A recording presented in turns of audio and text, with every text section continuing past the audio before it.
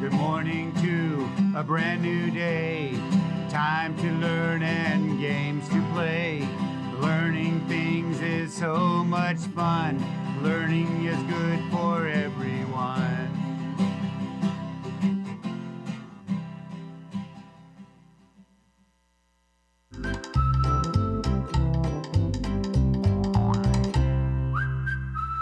Good morning, third graders. My name is Mrs. Nix, and I am so excited to be here with you today to support you in becoming amazing thinkers, readers, and writers.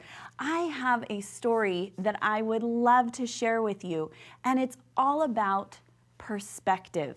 Because if you can imagine a creature coming into a new village and nobody could see it, and they just had to feel it, how do you think that they would describe it?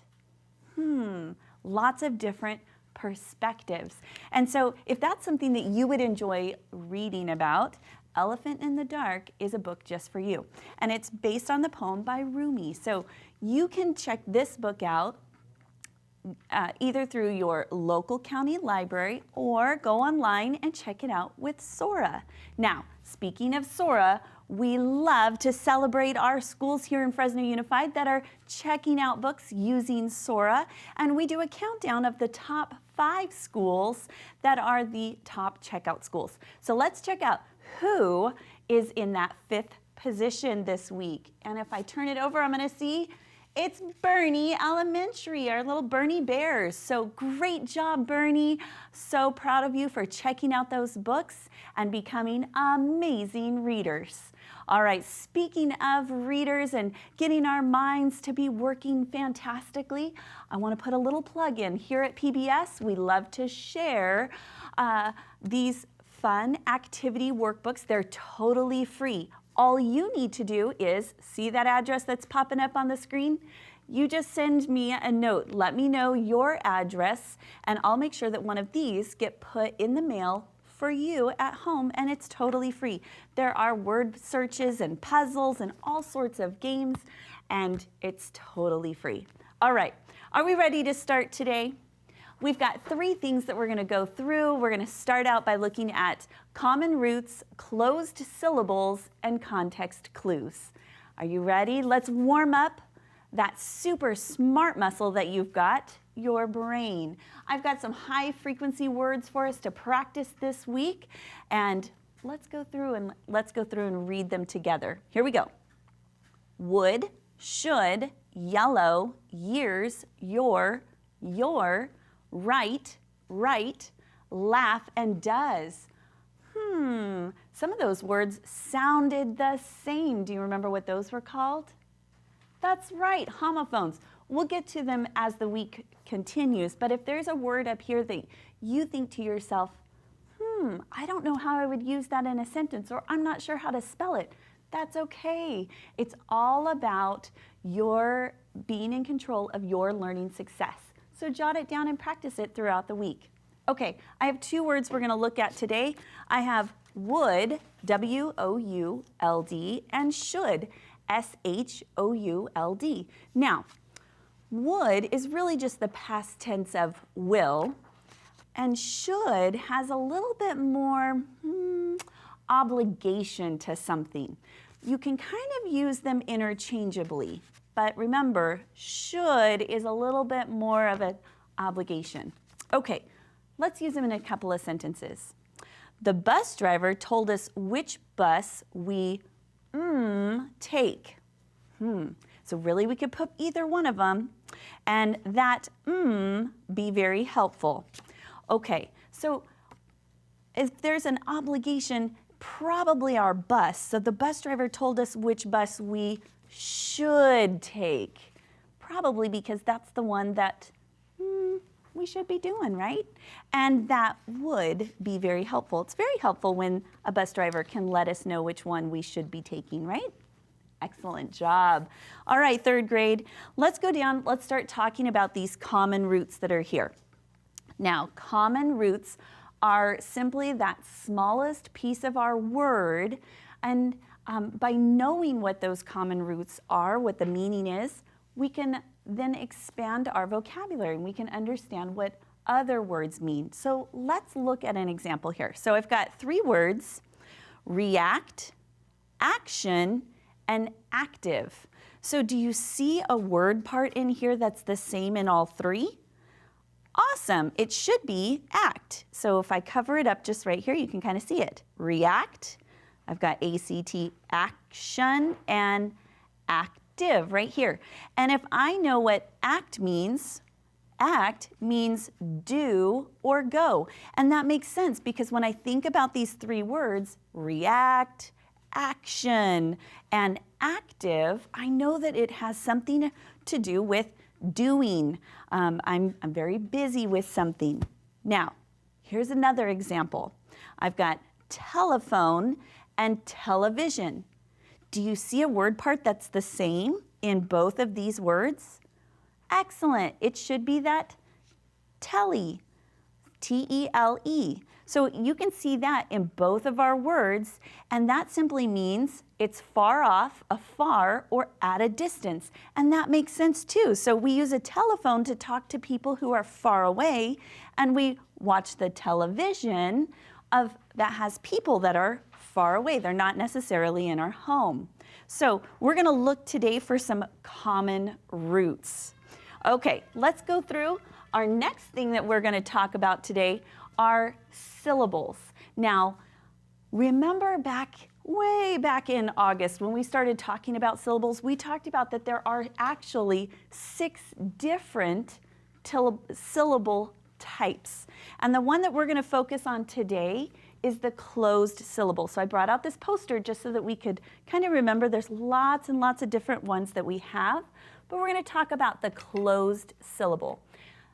Things to remember with that closed syllable, well, when we have a closed syllable, the vowel sound is short. Okay, let's look and see what that means.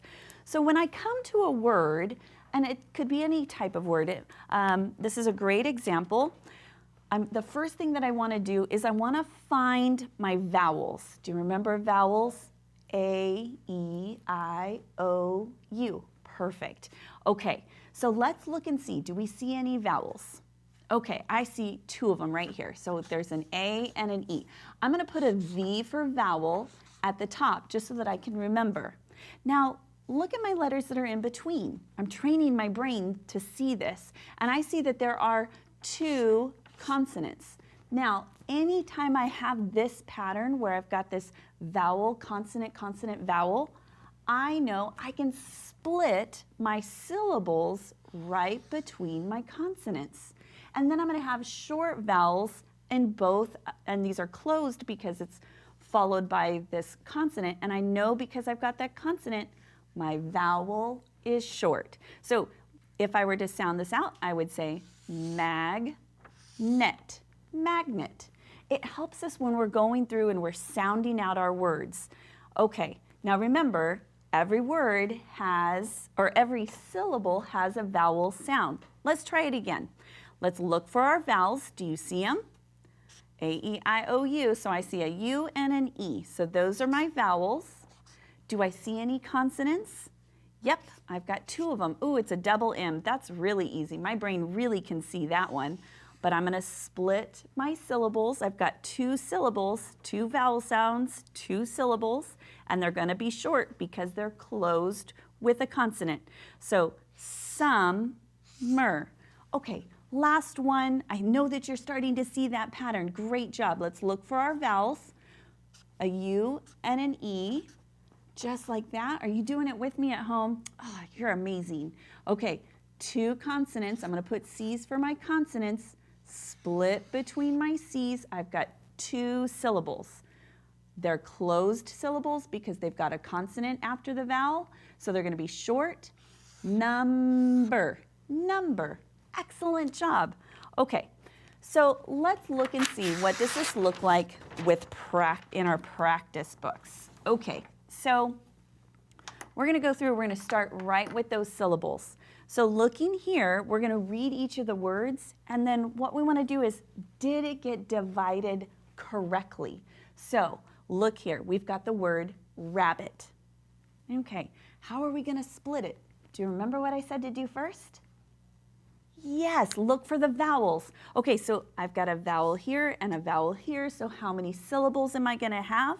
I'm going to have 2, and if you did it just like this on your paper or on your whiteboard, you could be practicing it too. You've got 2 consonants right there, so then I know I'm going to split those consonants, so rabbit. Which one's done correctly? Right here, do you see it? Nicely done. Okay, let's try one last one. We've got chapter, chapter. Okay, find those vowels, A and E. So I'm going to mark them with a V so that they're my vowels. Let's look and see, do we see any consonants in between? How many of them? 1, 2, yep. Vowel, consonant, consonant, vowel. Where do we split our syllables? You got it right down those consonants. So we've got chapter. Which one's done correctly? Yes, chapter. Excellent job. Let's go down here and we're going to look for those common roots. So it says read each pair of the related words, underline the common root or the base word in each of them. So looking at this first one, we have enjoyment and joyful. Do you see a word part that's the same in both? Excellent.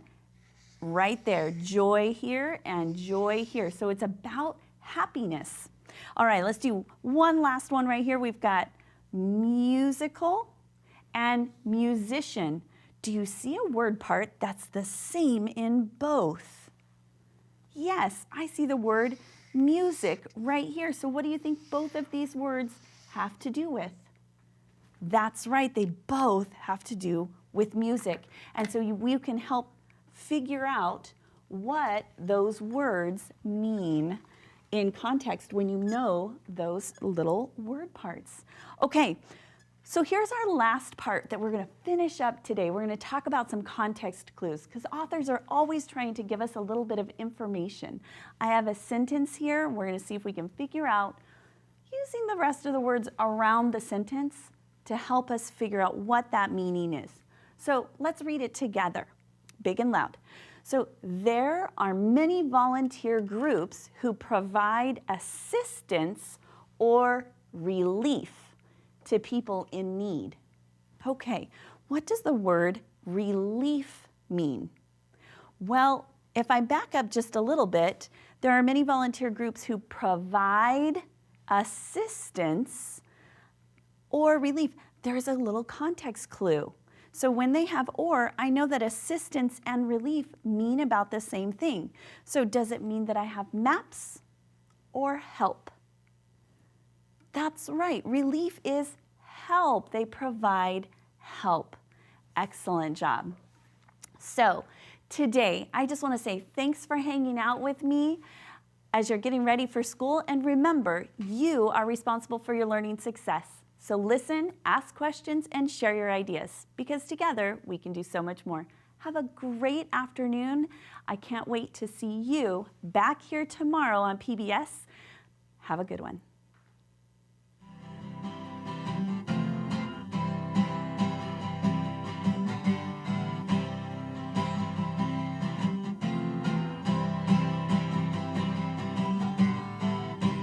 Good morning to a brand new day.